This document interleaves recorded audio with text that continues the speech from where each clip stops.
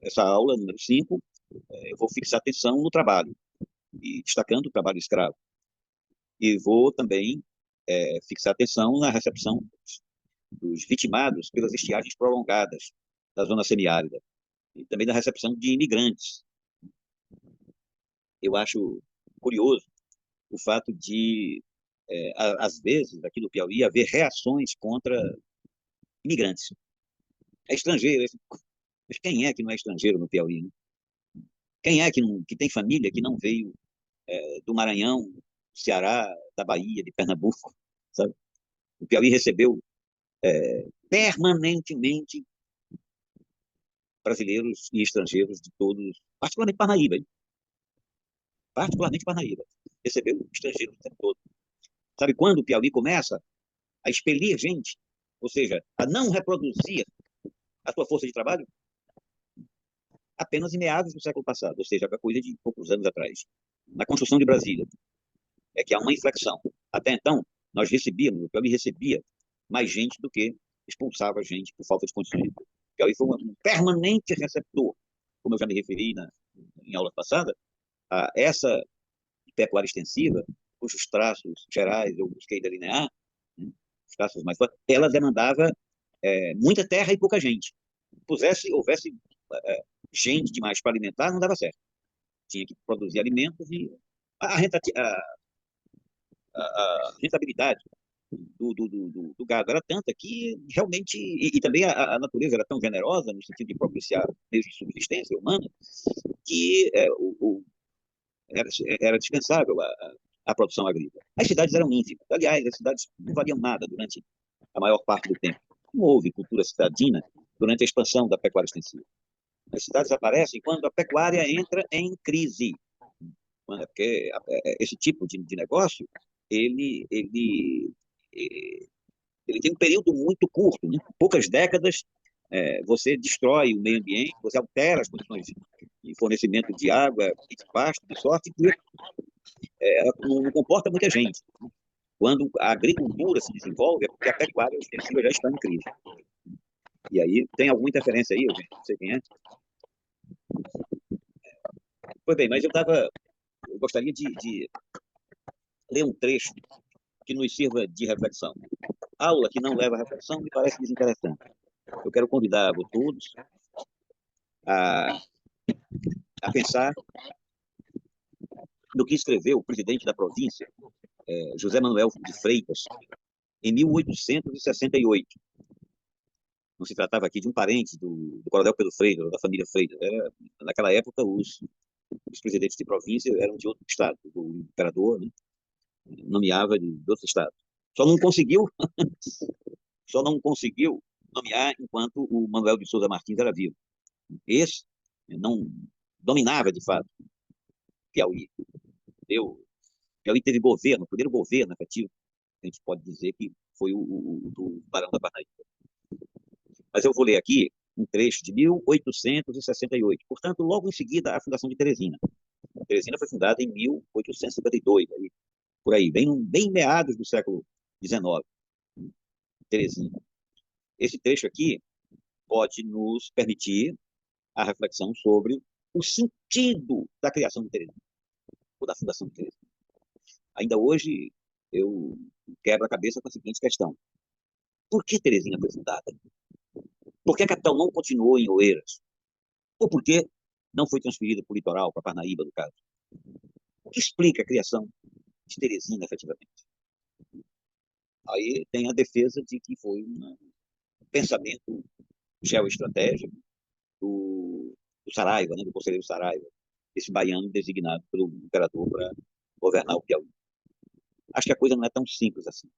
Até porque Teresina persistiu durante muito tempo, até muito recentemente, sem conseguir estender o aparelho burocrático do Estado, os 250 mil quilômetros quadrados que o configura, né? Esse território configura o Piauí. Em 1868, o presidente José Manuel de Freitas assinalaria, no texto que eu vou mostrar, a pretensa contradição entre os sinais de progresso, prosperidade, e as dificuldades da população. Eu vou ler com calma para que a gente retenha bem afirmações curiosas ou afirmações intrigantes. Antes de 1845, portanto, ainda quando a capital era em Oeiras, quando o Piauí mal se erguia ao sol da civilização que lhe despontava, o povo vivia na abastança. Os meios de vida estavam ao alcance de todos. Os cofres públicos não tinham falta de moeda. Certamente não tinham falta de moeda, mas também não tinha despesa pública.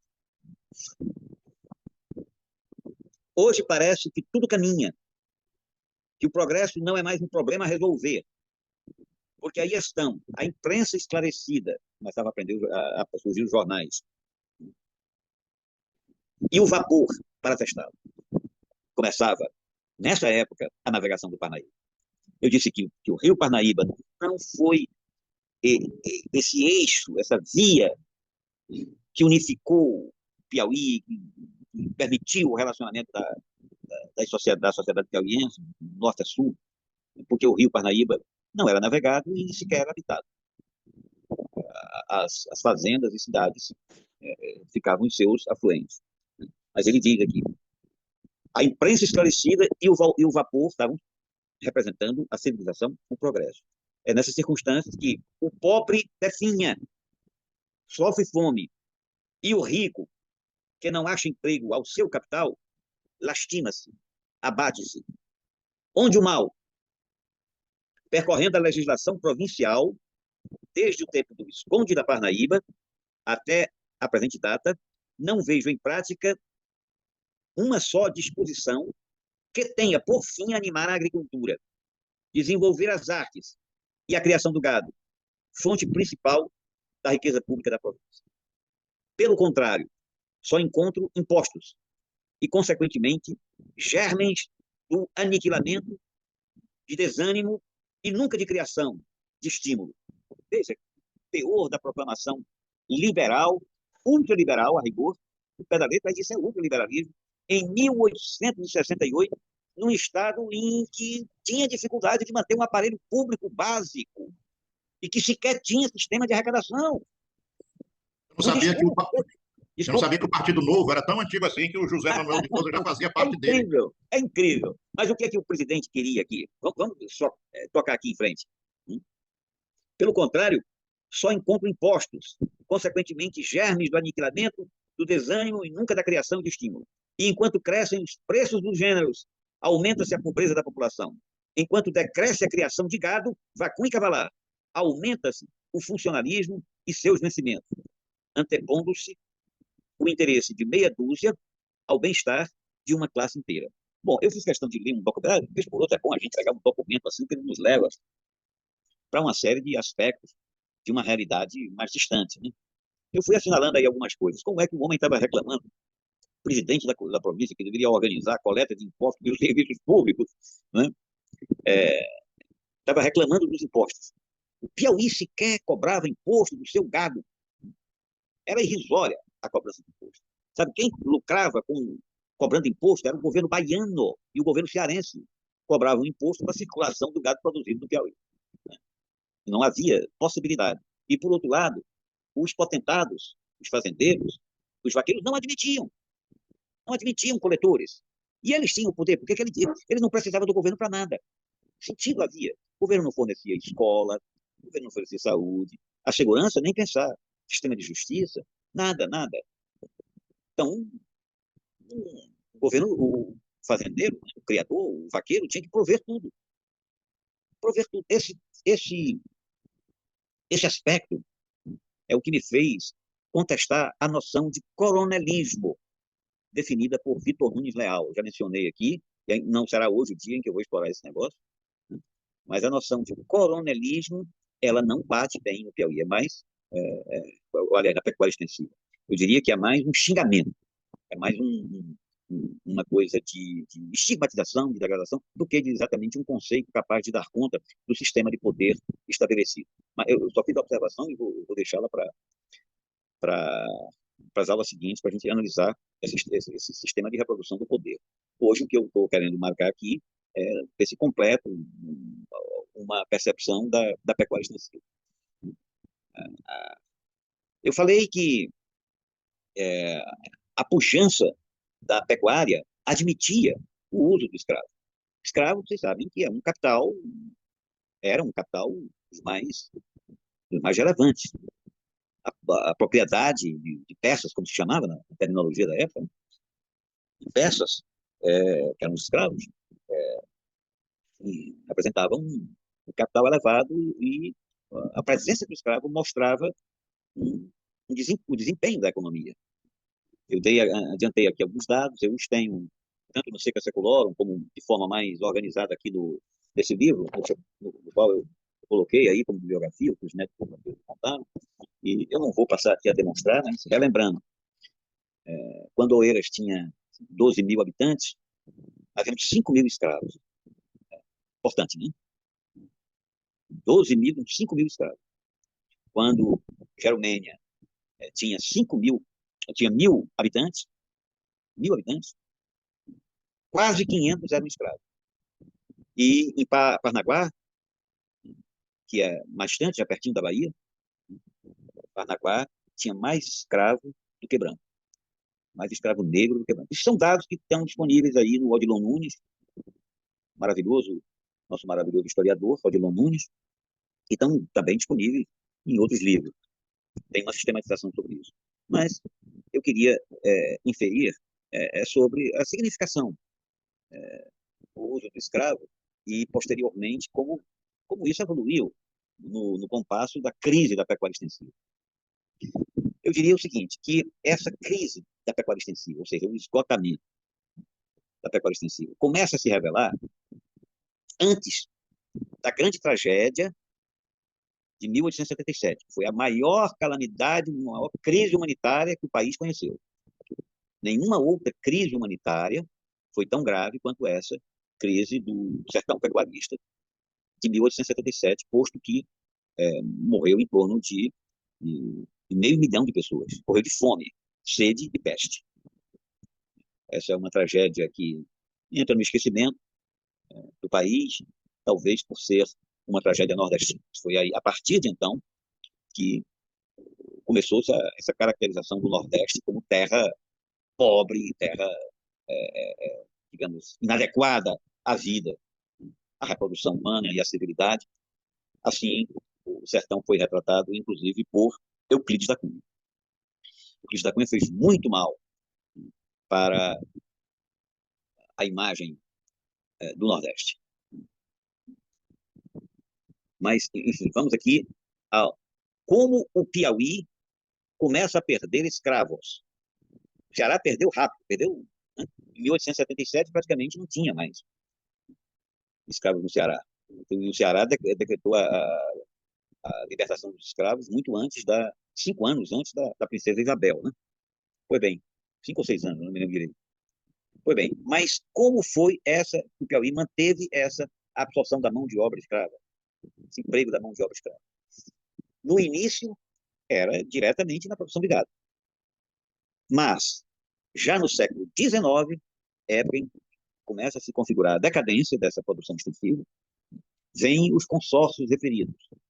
Consórcio com a agricultura de subsistência e com a cultura comercial, né, do algodão. Então, o Piauí consegue manter escravos, não descapitaliza tão violentamente quanto o Ceará, nesse sentido, mas descapitaliza em outro sentido, que era da qualidade dos rebanhos. Primeiro, a qualidade dos rebanhos definha. Por que definha? Por que definha a qualidade dos rebanhos? Ora, se o Piauí tinha que mandar gado para recompor os rebanhos perdidos, dizimados, do Ceará, da Paraíba, da Bahia, de Pernambuco, obviamente que a qualidade do gado começou a decair. A qualidade começou a decair. Isso não foi um processo rápido, isso se estendeu com o tempo. Só foi caracterizado, eu tenho aqui, inclusive, os dados coletados aí por alguns autores antigos, Barbosa Lima Sobrinho, Odilon Nunes, o Alencastre, revelando o seguinte, que a produção em 1877, durante a calamidade, já tinha caído um pouquinho, mas é a partir de então que a produção de gado cai assim absurdamente. A comparação entre o Piauí e o Rio Grande do Sul é interessantíssima. Tipo assim, enquanto aqui se tinha 140 mil crias por ano, o Rio Grande do Sul tinha em torno de 10 a 15. Ou seja, era uma produtividade muitas vezes superior. Tudo mudaria de uma forma muito rápida. Por que mudaria de uma forma muito rápida? Aqui eu vou entrar, inclusive, puxando, voltando aqui a postura desse senhor que o imperador mandou para governar o Piauí e que não queria cobrar imposto, que não achava que a saída era deixar de cobrar imposto e não providenciar melhorias técnicas. Melhorias, por exemplo, Beatriz está vendo interferência. Melhorias técnicas no sentido de, digamos assim, o básico. Qual seria o básico? Os procedimentos veterinários, já que é terra do vaqueiro. Os procedimentos agrícolas, o ensinamento. As iniciativas nesse sentido foram iniciativas particulares. Mais ou menos na época, inclusive na época desse senhor aqui, desse ultraliberal, a Wanda Letta, né, que é o ex-presidente de província. Nós temos o caso do engenheiro Sampaio, Antônio Sampaio, né, que adiantou-se e tentou construir uma indústria de laticínios em Campinas, do Piauí. Né? E temos também o caso do engenheiro Gustavo Dotti. Gustavo Dotti é cientista que foi enviado para definir as nascentes do Parnaíba e, portanto, ajudar na configuração do território piauiense. O Dotti é um dos principais informantes, das principais fontes. Algum problema, eu estou no ar? Está no ar, sim, professor. Pode falar. O Gustavo Dotti, acho que quem já leu algum livro de história deve ter ouvido falar nele. Ele deixou assim uma obra de muita significação, sabe, para o Piauí. Muita. E aprendi demais e uso muito o que eu escrevo com o Gustavo Dotti. Eu queria ler aqui uma análise do Dotti. Veja em que período, né? Logo em seguida a criação de Teresina. Quem conhecer a vida no interior dos nossos sertões sabe também que as pessoas abastadas exercem grande influência e que um homem pobre que se achar porventura intrigado com elas não pode viver ali. O que o Dotti está dizendo? Absoluto domínio local. Em outras palavras, é isso. Absoluto domínio local. Ninguém poderia, objetivamente, contrariar o poderoso. Assim se vê o coletor quase obrigado a procurar suas boas disposições, o que não deixará de influir no lançamento para o dízimo. Leia-se, impossibilidade de cobrança de imposto. Impossibilidade de cobrança de imposto. De outro lado, não quer ele, o coletor, cujo ganho consiste pela maior parte na porcentagem sobre o dízimo, o coletor era pago segundo o volume que ele arrecadava. Ele era contratado nesse sentido, né? Para arrecadar imposto e ele ficaria com uma parte do imposto. Esse era o ganho dele. Ele não quer perder tudo que sacrificou constrangidamente as circunstâncias a que aludi e carrega alguma coisa mais sobre o lançamento das pessoas que não predominam em seu município. O coletor, portanto, fazia triagem de quem cobrar. Do contrário, ele não existiria no lugar. Isso, veja, depois da criação de Teresina. A criação de Teresina que exigia dinheiro para estabelecer o aparato público. Né? Em Teresina, o aparato era tão irrisório que o Saraiva chegou em Teresina sem construção alguma e instalou as repartições públicas em casas domésticas, em casas de família. Não havia prédio público. Aqui, acrescem mais as disposições, atenção, as disposições de amizade ou inimizade entre o coletor e os lançados, ou seja, aqueles que eram computados por recolhimento do dízimo. E ainda mais, entre este e as pessoas que podem exercer qualquer pressão sobre o primeiro. Os amigos do potentado eram poupados. É isso que ele está dizendo.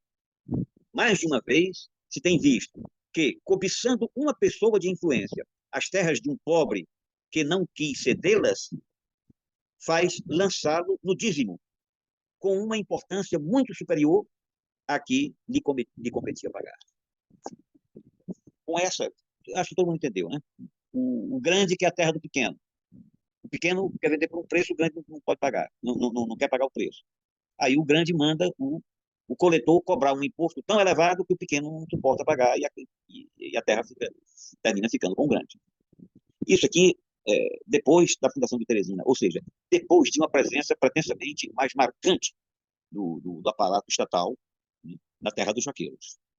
Eu li esse exemplo aqui de mil, aí da primeira metade do século, segunda metade do século XIX, mas quem leu as memórias do Coronel Pedro Freitas, as entrevistas que eu publiquei nesse livro, vai verificar, vai checar direitinho. O Pedro Freitas confessa que isso aí era corrente mesmo durante a Primeira República. Ou seja, não é coisa do Império, esse negócio entra a República adentro.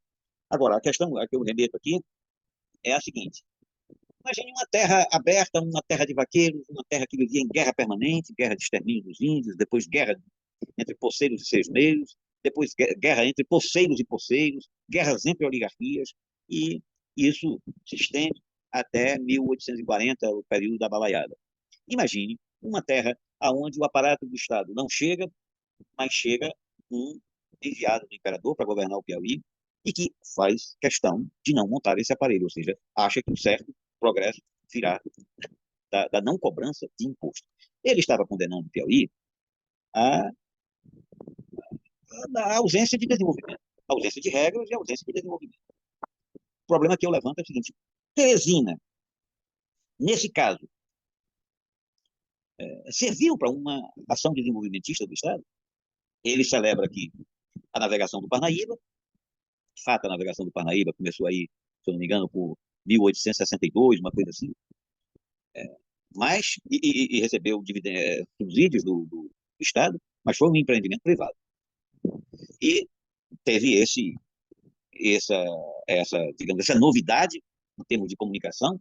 Né? A comunicação era limitada, porque se tratava de banhar algumas, desculpe, de conectar algumas cidades, tipo Parnaíba, obviamente, que era a cidade principal, até Floriano. Né? Foi aí que Floriano e Amarante tiveram, vez que ficam ao sul de Teresina, para quem não tem o mapa do Piauí na cabeça. Né? Parnaíba no litoral, Teresina no Médio Parnaíba, e para frente você vai tendo aí a cidade da Amarante, Floriano e as outras que ficam no Alto Parnaíba. Bem, essa esse é um aspecto que me parece é, relevante quando nós pretendemos firmar uma visão do que era o Piauí, por que o Piauí patinou no que diz respeito à sua afirmação aí como economia com perspectivas de atendimento de reproduzir, pelo menos, sua força de trabalho.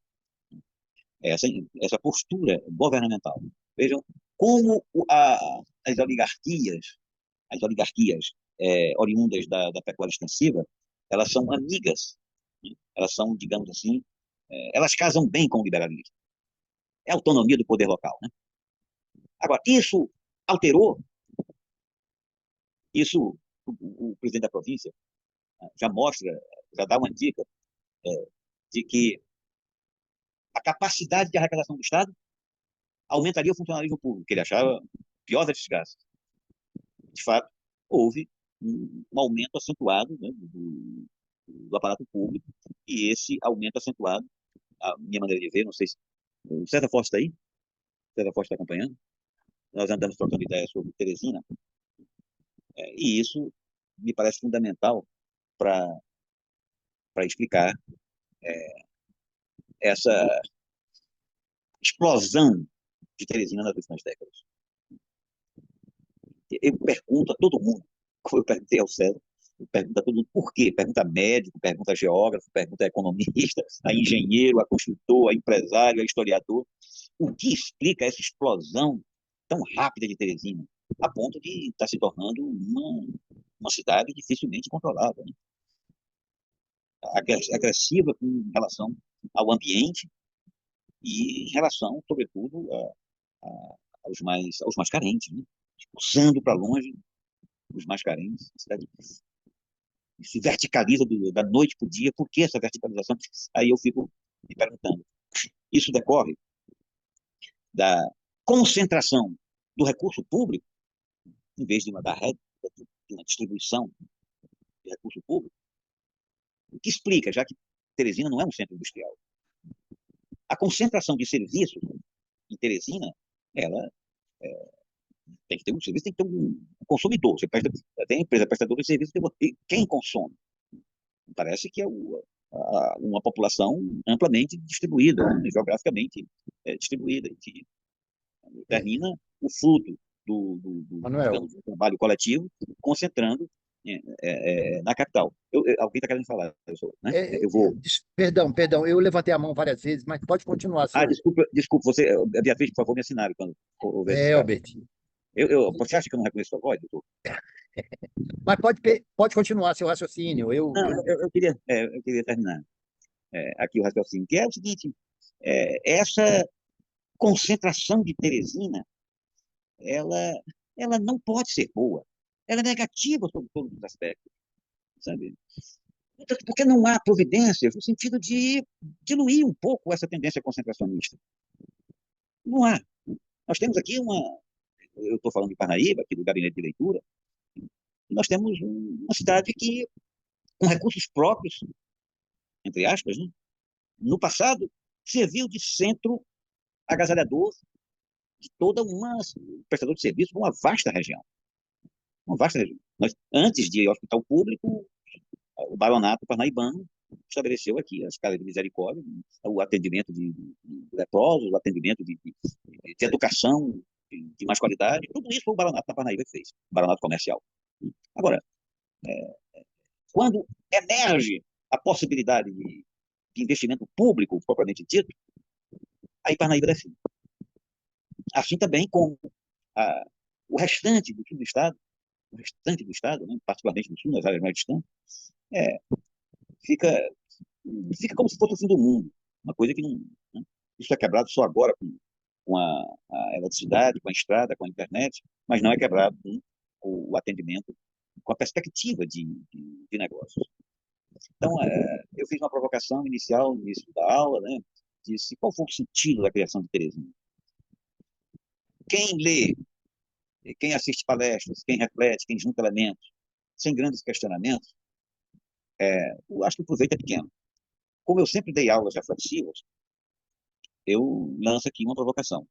E se a capital fosse não Teresina, mas Parnaíba? Estou refletindo não agora, não sei onde agora, não se trata de... Mas no passado, planejamento da época do Saraiva, planejamento imperial.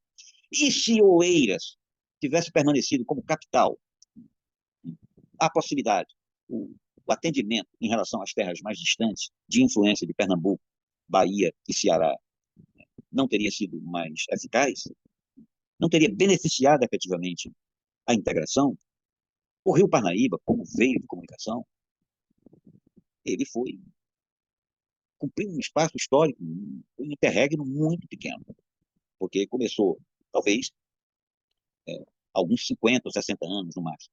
Logo ele entraria em crise, porque mal começou a navegação a vapor no Parnaíba, teve início a Estrada de Ferro.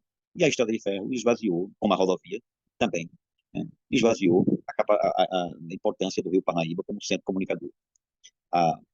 O impulso de Alberto Silva de querer transformar o Parnaíba numa via de comunicação, retomar, foi a navegação fluvial, foi, como nós sabemos, a vontade que ele quis levar à frente de qualquer jeito, mas não tinha qualquer condição. Ele fez de tudo, sacrificou tudo para construir um barco, viabilizar isso, demonstrar, mas já o Parnaíba estava suficientemente estragado para não permitir nada mais nesse sentido. Elbert, por favor. Elbert? Manuel, boa noite. Boa noite a Tchau. todos. É, esplendorosa a sua aula, viu? Adorei, adorei, adorei. É, eu só gostaria que você me esclarecesse alguns aspectos.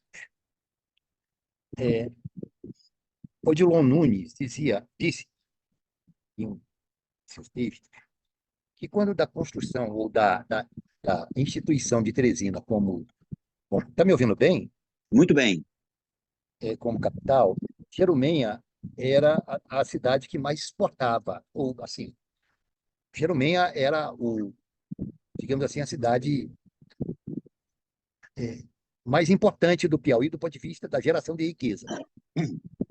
E ele mesmo, outros textos, me disse que a riqueza do Piauí escoava por Caxias. A importância de Teresina era exatamente reter ou retesar, melhor dizendo, esse escoamento de riquezas pelo Maranhão. Então, isso aí, Odilon mesmo falou em alguns textos. Então, essa é uma questão que eu gostaria de lembrar. O segundo aspecto, você falou, isso aí não tem muito a ver com a sua aula, é claro, mas foi um repente, é, que nós estamos vivenciando em todas as cidades, grandes cidades do Brasil, o que eles chamam de efeito Alabama, que são cidades é, é, tipo Alphaville, né? São vários núcleos urbanos que rodeiam a um hospital, por exemplo. Mas núcleos, assim, quer dizer, hoje isso encarece o desenvolvimento urbano, porque você vai ter que levar ônibus, coleta de lixo, é, é, como é que chama? Saneamento básico, e um horror de coisas para aquelas pessoas que vivem lá a 40 quilômetros de Teresina, quer dizer, é um custo urbano básico. Eu só discuto isso por uma pequena frase sua, não por discordância.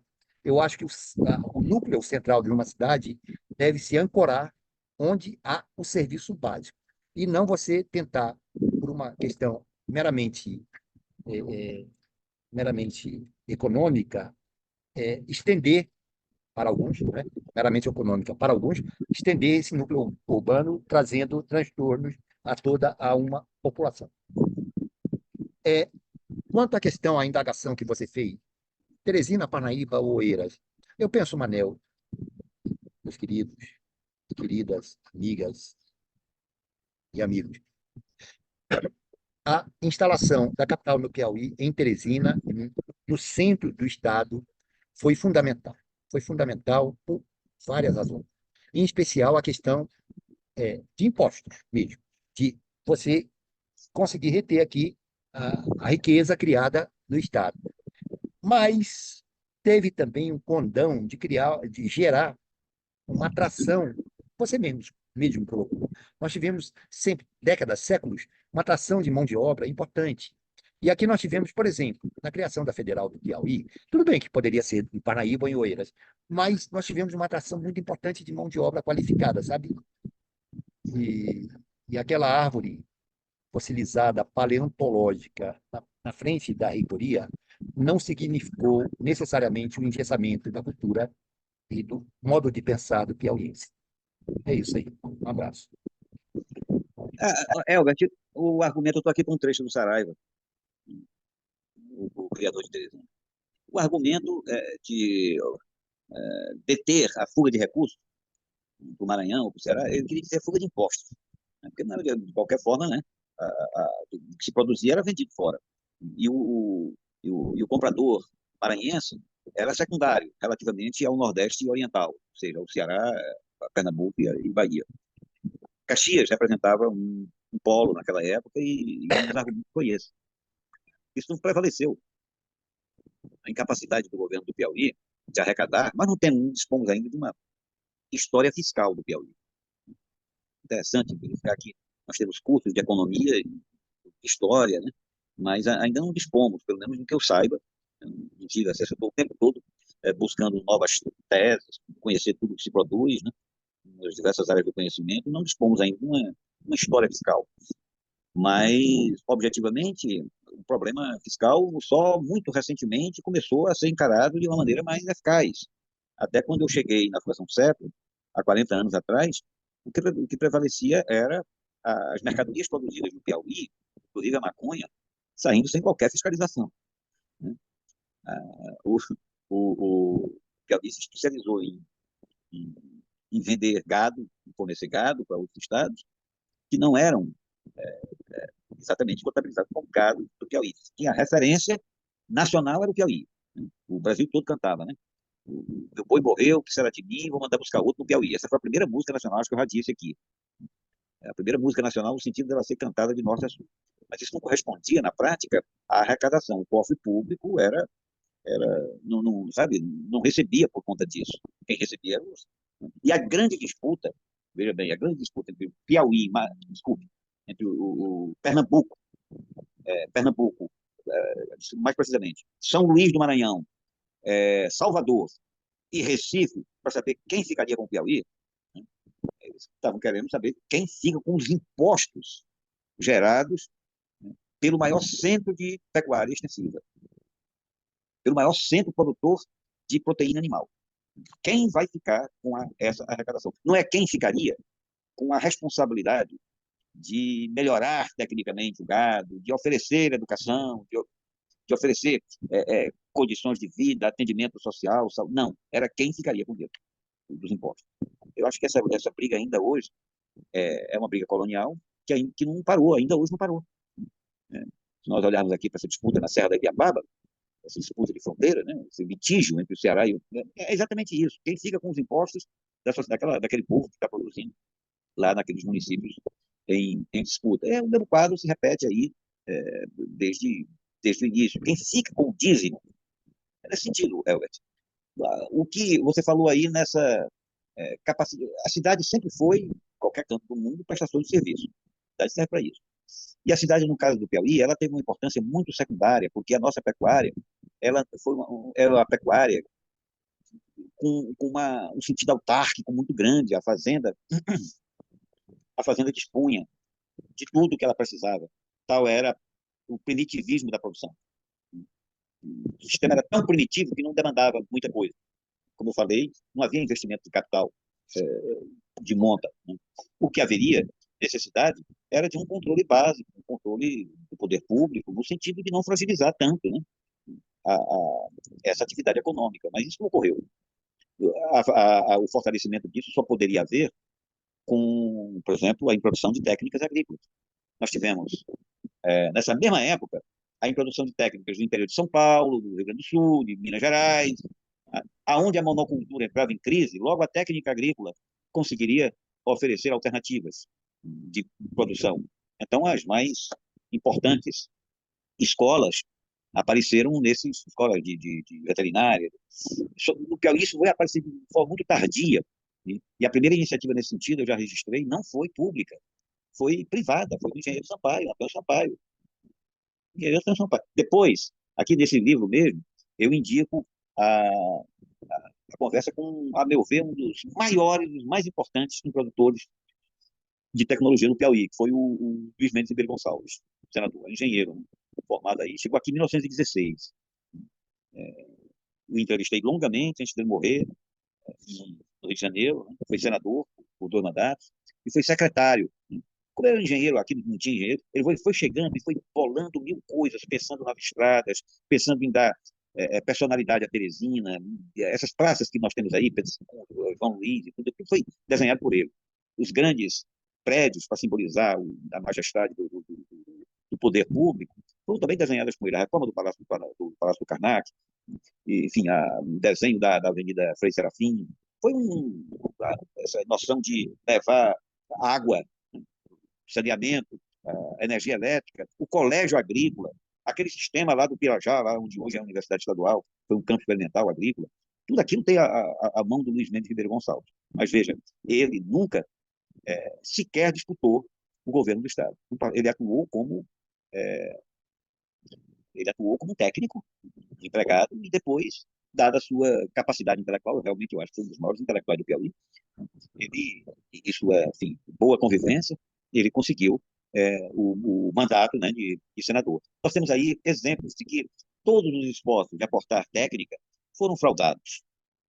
Quem discute hoje o desenvolvimento do Piauí e compreende a necessidade de uma capacitação científica e tecnológica vai ter que se debruçar sobre essa resistência contra essa resistência contra o desenvolvimento tecnológico, que, a meu ver, ainda prevalece. E ela desafio aqui a refletirmos sobre o fato de a própria instituição acadêmica, a própria instituição universitária, resistir a isso. Então, a própria instituição universitária parece que não quer assumir o compromisso de ser uma produtora de conhecimento técnico capaz de alterar as condições.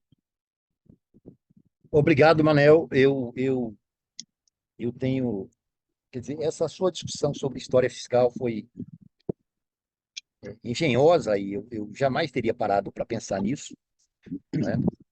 Mas só mais um dado. Não, não, isso aí me basta, deixa o povo falar. Abração, meu amigo. Tem alguém mais que levante questão? Ninguém, eu provoco, e ninguém reage, ninguém questiona. Eu acho que a Florice está acompanhando aí, né? Ô, Flor, o que tu acha? Parnaíba devia ser capital? Teve cabimento, Teresina? Foi bom?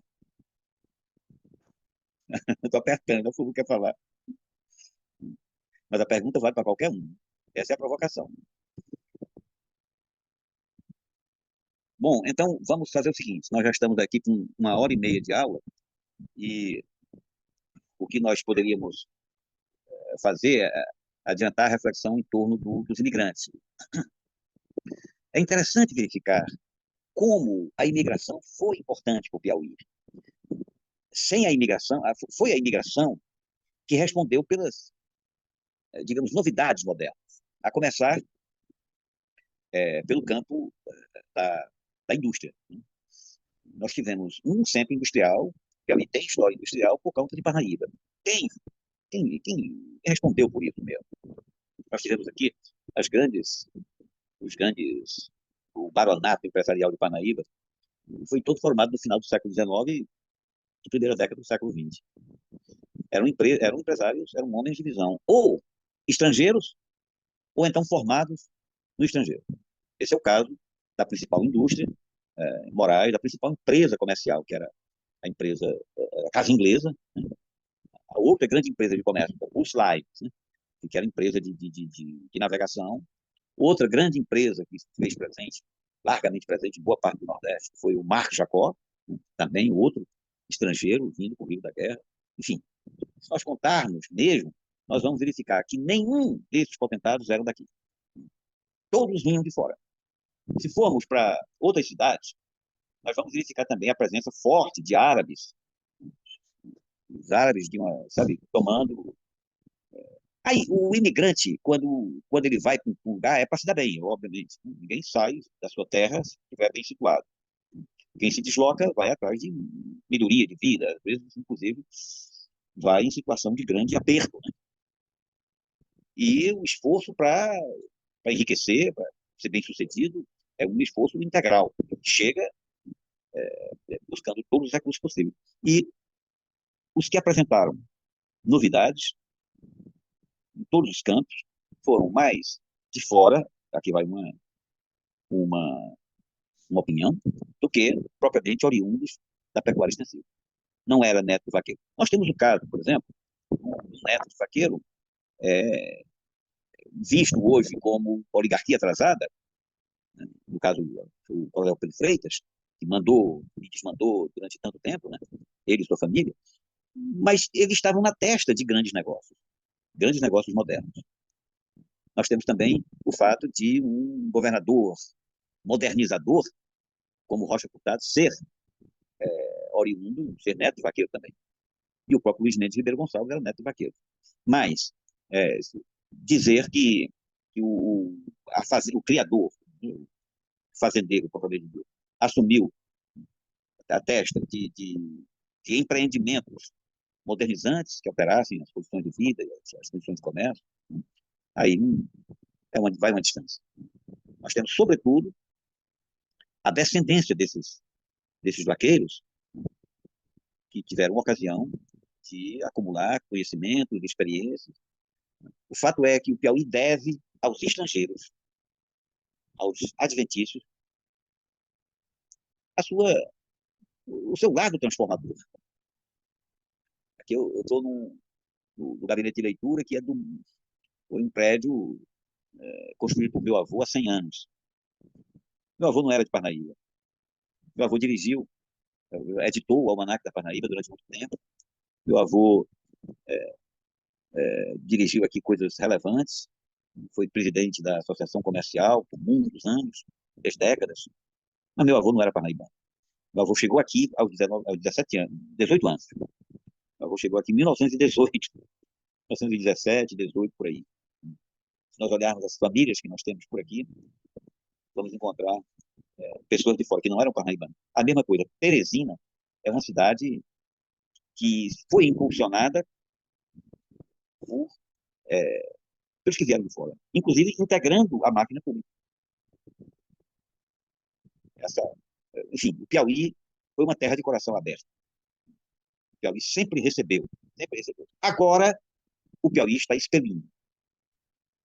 Quando o Piauí começa a expelir, do ponto de vista mais geral das camadas populares, dos trabalhadores, eu acho que é a partir de meados do século passado. Aí, com a construção de Brasília, que o Piauí começa, as camadas populares começam a buscar o rumo de perseguir melhor condição de vida fora do Estado. Até então, o Piauí garantia a, sabe, a reprodução de sua mão de obra. Do outro lado, ele manda o pobre e recebe os técnicos preparados, ou então os empresários.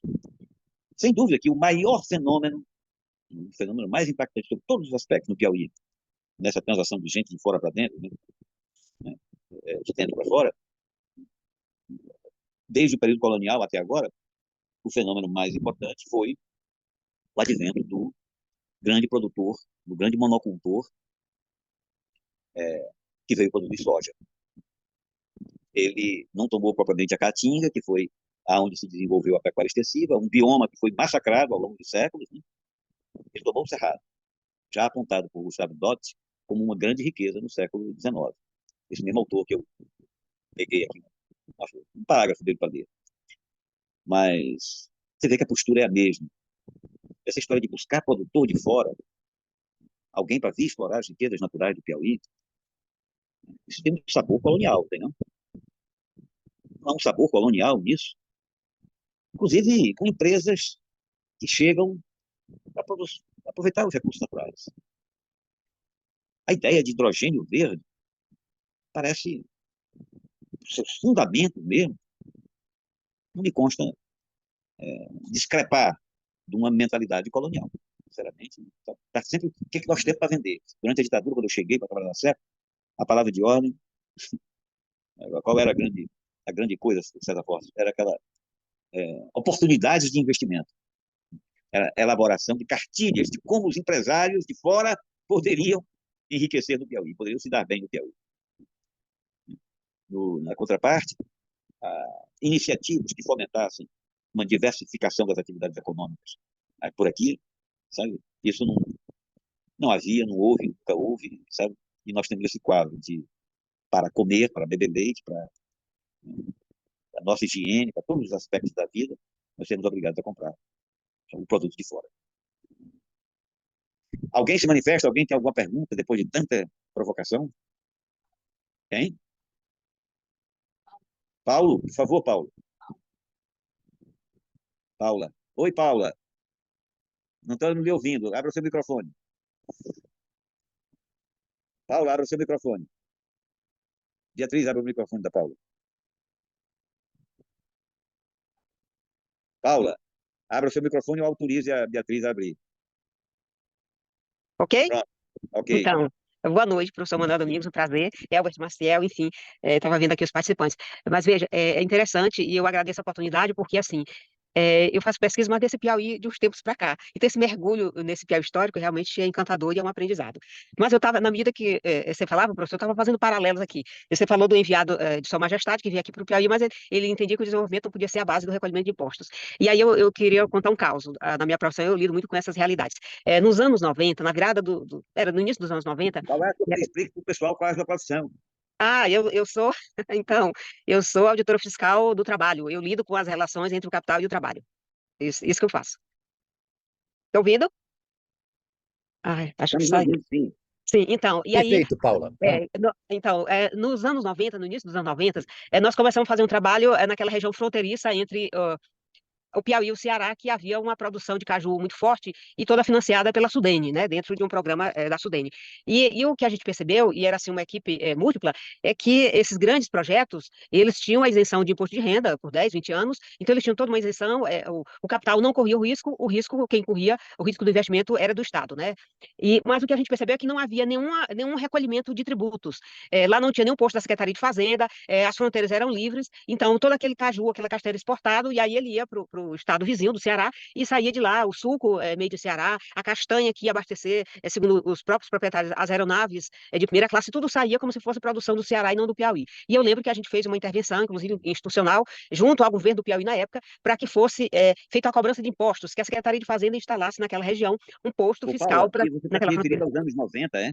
Eu tô falando nos anos 90, 91 por aí. Ótimo. Então, assim, e daí, então, e o povo lá ficou irado, porque, assim, a gente estava indo para além daquele dever fiscal ali perto, mas nós estávamos vendo uma questão com o piauiense, essa coisa do pertencimento. Eu sei que a Cefaz instalou um posto fiscal lá na fronteira e acabou com a festa do povo, que não queria pagar imposto nos anos 90, né? Então, tem muito essa coisa, né? Realmente ninguém quer pagar imposto, mas o desenvolvimento, ele é ele é uma mão dupla. Não há que se falar em desenvolvimento se aqueles que produzem não fazem a sua parte para reabastecer o Estado, para que ele possa investir, né? E aí, um outro momento assim que você achou, que você colocou, e aí eu sempre digo, professor Manuel Domingos, que é, os empregos do Piauí, até muito tempo, não havia que se falar em concurso público, e eles eram carimbados. Aí, na sua fala, você coloca aqui que começou, então, o aumento do funcionalismo público, mas era um funcionalismo público para poucos, né? Então, assim, esses cargos eram preenchidos, né, pelas próprias oligarquias, que ser servidor público não era para pobre. Emprego público no Piauí era uma coisa, assim, que sabe com quem tu estás falando, né? Então, era uma coisa, assim, bem difícil. Na verdade, assim, esse curso, ele é de uma extensão, são mergulhos profundos que você faz todo dia, na história do que é o nosso Estado. A pobreza do Piauí sempre tem explicação. Aí você falou aí no agronegócio, também chegou aqui no final dos anos 70, e tem um documento público do governo do Piauí, dos anos 90, e esse documento, professor, ele diz o seguinte, que você disse que fazia manuais e cartilhas oferecendo o Piauí como terra de oportunidades para investimentos, assim que o agronegócio chegou aqui. Ele foi atraído, e no documento público de atração do agronegócio dizia assim, e quem disse isso foi um professor da Federal, ele contou a história e depois eu chequei no documento. Ele disse que estava fazendo doutorado na Federal do Rio Grande do Sul, ele é professor da Universidade Federal, e ele disse que um belo dia liga a televisão e tinha um governador do Piauí dando uma entrevista dos canais principais de notícia lá de TV, dizendo que estava ali para convidar os empresários do Rio Grande do Sul que fossem investir no agronegócio do Piauí, porque o Piauí tinha terras férteis, né, terras fartas e baratas. E mão de obra barata. Aí eu disse, não acredito. Ele disse, ficou indignado, chegou na universidade falando isso e todo mundo olhou para ele como se ele fosse um alveni, que estava muito certo, se a gente era pobre, demais era que pedir ajuda quem podia investir. Tempos depois, acabei de fazer pesquisa, e eu fui pesquisar nos documentos públicos do governo do Piauí, nessa perspectiva de oferecer o Piauí como terra de oportunidades, e está lá cravado num documento público do governo do Piauí, nos anos 90, que ele incentivava os agropecuaristas que viessem investir no Piauí, porque o Piauí era um estado de terras férteis, própria para o cultivo de grãos, especialmente da soja, terras fartas e o mais importante, mão de obra farta e barata. Olhe a indignação que eu fiquei, eu aproveitei, peguei esse trecho da fala dele, levei para minha pesquisa, porque assim, o Piauí foi vendido, disse assim, olha, lá é um bando de coitado, tem gente que está passando fome, você nem se preocupe que lá a mão de obra é barata e é farta, você nem precisa pagar muito, o Sublinar Mincha, ele estava dizendo isso. Então, quando a gente fala no desenvolvimento do Piauí, perpassa esses olhares, assim, esse complexo de vira-lata, essa coisa de que Piauí era o motivo de deboche do mundo, quando na verdade não é nada disso. Aí eu tenho uma frase que ultimamente eu até não tenho dito, sabe? Mas assim, eu quero saber quem foi que fez isso com esse Estado. Como é que pode um negócio desse, um Estado tão rico desse jeito, e as pessoas acharem que o Piauí não é rico, que o Piauí não merece respeito? Então, e essas falas todas, elas estão fazendo esse contraponto na sua fala, que para mim a história continua, né? Então, assim, ela não teve vírgula, a história só está continuando do mesmo jeito. E a gente precisa romper com isso a partir desse conhecimento tecnológico. Daí você fala também que o Piauí, Teresina, ele resiste a esses avanços, a gente está vendo aí alguma luz no fim do túnel que está chegando, e acho que a gente tem que apostar nisso. Não há nada mais revolucionário do que o conhecimento, né? E as cabeças pensantes do Piauí podem, a partir desse novo conhecimento que chega, mudar essa realidade. Era um pouco essa minha contribuição na sua aula, mas essas são mergulhos profundos. Muito obrigado pelo conhecimento que eu estou adquirindo aqui, viu? Obrigada, boa noite. Obrigado aí por sua intervenção tão gentil e um depoimento tão relevante, tão importante. Eu queria marcar aqui uma questão para a gente pensar aí. Eu já lancei, mas estou cravando aqui novamente. É o seguinte, por que os, a elite do Piauí é avessa ao investimento industrial? Isso tem alguma coisa relacionada à tradição pecuarista? A meu ver, eu penso que tem. Eu penso o seguinte, que uma marca da terra dos vaqueiros seria a propriedade imobiliária como reserva de valor. Ter terra no Piauí é um título de grandeza. Pobre que tem dinheiro, enche a boca para dizer minha terra, meu sítio, minha propriedade. ter terra, né? E isso está, digamos, bem incrustado no sentido de que na pecuária extensiva, o domínio sobre a terra definia quem era, de fato, a pessoa. Quem conseguia ter domínio, mostrar poder, né? Eu estou usando o termo domínio para substituir o termo propriedade. E como eu falei aqui, a propriedade só existe quando tem contrato. E o contrato só existe quando tem Estado. O Estado é que avaliza o contrato. Se não tinha Estado no tempo colonial, valeria se a Sesmaria não era respeitada, o que era respeitada era a posse e a garantia né, do exercício do mando local. Então, é, ter propriedade, ter alguma terra, algum imóvel, é sintoma de grande prestígio, de grande sinônimo de poder, sinal de que a pessoa é alguém, né? Porque nada mais desqualificado, e isso não é só no Brasil, aqui, em todo lugar, em Minas Gerais, do que o livre, né? O livre, ou seja, o que não era escravo, o livre pobre, que era tomado como vazio. Livre pobre que não tinha a proteção do senhorio, de um senhorio, não estava sob a proteção de um senhorio. Nesse caso aí, é impressionante como nós vamos ter nas cidades, nas universidades, no aparato público, pessoas de origem bem modesta, que vêm do interior, mas eles portam a condição de elite para todos os efeitos. Por quê? Lá eles eram importantes, né? Uma cidadezinha pobre, sem perspectiva e tudo mais, era a elite da cidade. Os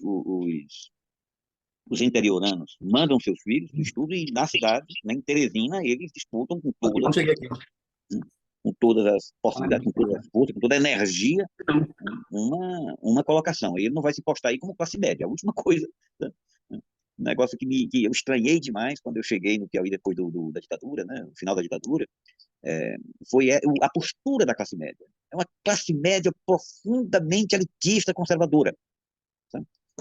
E como eu vinha de uma experiência, tive vivido em Fortaleza e depois fiquei uma temporada na Europa, estava conhecendo, na verdade, do ponto de vista mais aprofundado, a realidade piauiense. Aí eu observei como a classe média citadina, letrada, culta, é profundamente reacionária, profundamente elitista.